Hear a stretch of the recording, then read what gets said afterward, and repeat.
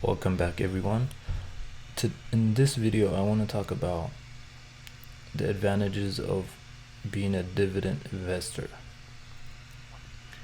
But first, let's go and see an update of my portfolio. So I am at 150 gain and going down. And then, okay, let's get started. So benefit number one, so you will be getting an income, and then you can reinvest and grow with that, pretty much just compounding your money. And there is a risk to being a dividend investor, but not as much as let's say if you were to invest in companies, like smaller companies with like a lower market cap, like below 2 billion, pretty much would be considered like a smaller company. And so pretty much the risk is very low because you are gonna be picking blue chip companies that have been doing business for a really long time.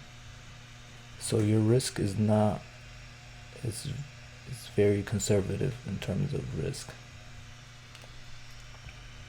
Okay, and then as we talked earlier, you will be getting regular passive income, and it's very passive. You can just set it and forget it, pretty much. And then they mostly will pay you quarterly, most of your dividend holdings. And then you also have, on top of that, you will also have the stock price going up, and that's also a bonus. And you can also have like growth stocks in your portfolio. Like for me, I have Apple is like the main one.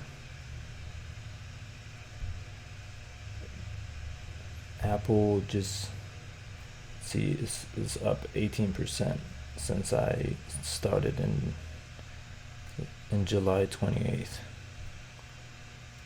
And going back again, the stock prices can go up, and you will get paid while it does. That's another bonus. And then if dividend payouts increase, you will get more income, and then on top of that, you can use that income for whatever you want. Or if you really want to grow faster, you can reinvest that income so it can compound. Okay, and then this is another advantage of being a dividend investor. During a bear market, you will still be getting paid dividends unless the company cuts dividends, which I will talk about later. Most companies don't want to cut dividends, and then you really won't have the pressure of selling because you are getting paid in forms of dividends. And then you kind of have you will have that cushion. Let's say if the stock price was $50 and it drops to like 30, and if you're getting paid in dividends, you just have like a little bit of cushion, pretty much. And then you can also buy low. And then yeah, it's pretty much like a hedge when stock prices go down. And then as of right now, it's better payout compared to bonds and cash because interest rates are very low, and dividends are less. You're taking less risk than your local real estate market changes.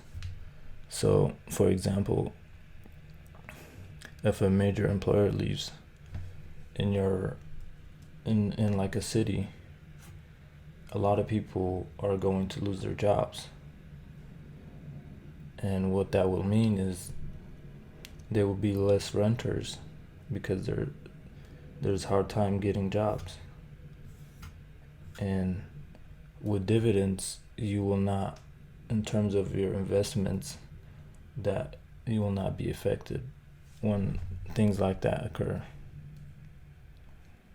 So I do want to talk about companies. They can cut dividends, but it is, in most cases, that is the last resort, pretty much. And because the reason is that when stock prices go down, management will be worried about getting fired, because a lot of management, they make money based on their performance. So if their performance is not good, they will get fired. And then the same with if they're cutting dividends. And it also will also hurt themselves because a lot of them, they also own company stock. So when you own company stock, you don't want to cut dividends because you have stake in the company doing well. So that's why when it comes to cutting dividends, it is the last resort.